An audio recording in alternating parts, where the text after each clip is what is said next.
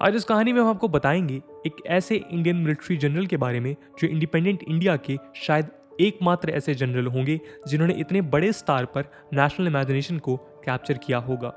Field marshal Sam Manekshaw, जिनको 1971 में हुए पाकिस्तान वॉर या बांग्लादेश के लिबरेशन वॉर का चीफ आर्किटेक्ट कहा जाता है।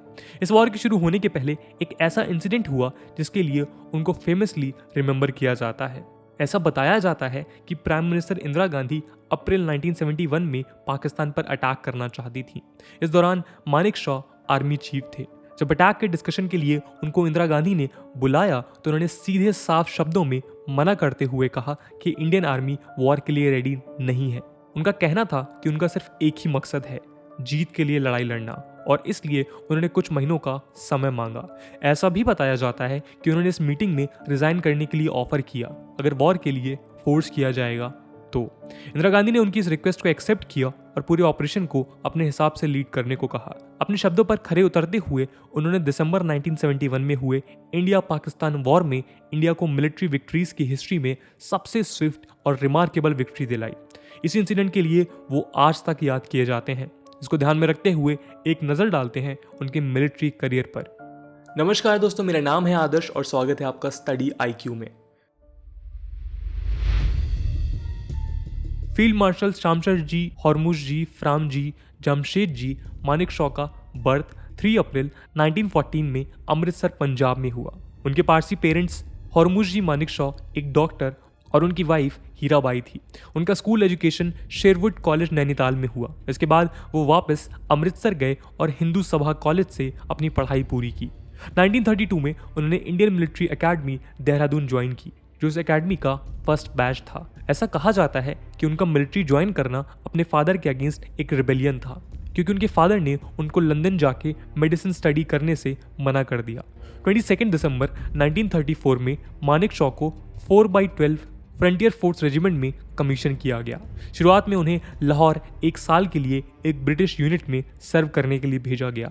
1 साल के बाद 1936 में उन्होंने फिर से अपनी पेरेंट यूनिट को ज्वाइन किया। 1942 में वर्ल्ड वॉर सेकेंड के दौरान कैप्टन रहे मानेकशॉ ने बर्मा में सिताउंग रिवर के कैंपेन में एक्शन फेस किया। इसी दौरान उनको बैटल फील्ड में ही ब्रेवरी के लिए ऑनर किया गया, जो कि एक रेयर डिस्टिंक्शन था। 1943 में क्वेटा में रजमाग ब्रिगेड के ब्रिगेड मेजर रहे।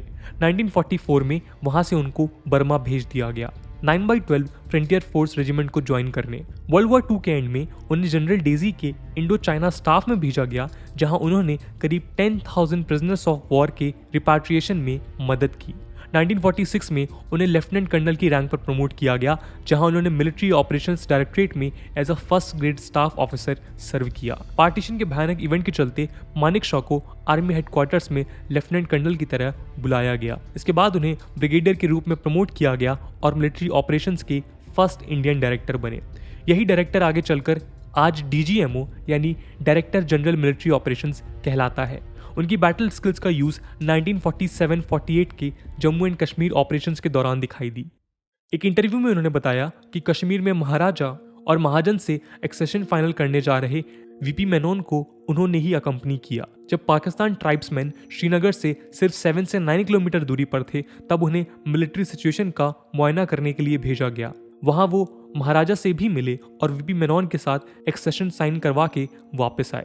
1959 में सब्सटेंशिव मेजर जनरल पर प्रमोट किया गया। इसी ईयर में उनको defence services staff college Wellington का कमांडेंट अपॉइंट किया गया, जहां पर defence minister VK Krishna Menon के साथ उनकी एक कंट्रोवर्सी हुई और कोर्ट इंक्वायरी भी हुई। 1962 के इंडिया चाइना वॉर की डिफीट के बाद मेनन को रिजाइन करना पड़ा और मानेकशॉ को 4 कॉर्प्स की कमांड दे दी गई। 1964 में उनको ईस्टर्न आर्मी में GOC in C बनाया गया। इस दौरान उन्होंने नागालैंड में एक इंसर्जेंसी को रोका, जिसके लिए आगे चलकर उन्हें 1968 में पद्म भूषण अवार्ड से नवाजा गया। 7 जून 1969 में वो 8 COAS यानी चीफ ऑफ आर्मी स्टाफ बने। उन्होंने इंडियन आर्मी को एक एफिशिएंट इंस्ट्रूमेंट ऑफ वॉर बनाया। इसके बाद उनका मेन रोल था 1971 के इंडिया पाकिस्तान वॉर में। जैसा कि हमने बताया, उन्होंने इंदिरा गांधी, जो कि उस समय की PM थी, से पाकिस्तान पर अटैक करने से साफ इनकार कर दिया। उन्होंने इसके कई रीजंस दिए, जैसे उनके कुछ मिलिट्री डिविजन्स उस दौरान दूसरी जगह डिप्लॉय किए गए थे। मॉनसून के चलते हिमालयन पासेस खुल जाएंगे और हैवी फ्लडिंग के कारण अटैक मुश्किल होगा। ऐसा कहा जाता है कि उन्होंने रिजाइन करने को भी ऑफर किया था और तब उन्होंने अपने प्लान के मुताबिक इंडिया को वॉर में सिर्फ 14 डेज में जीत दिलाई और बांग्लादेश का बर्थ हुआ।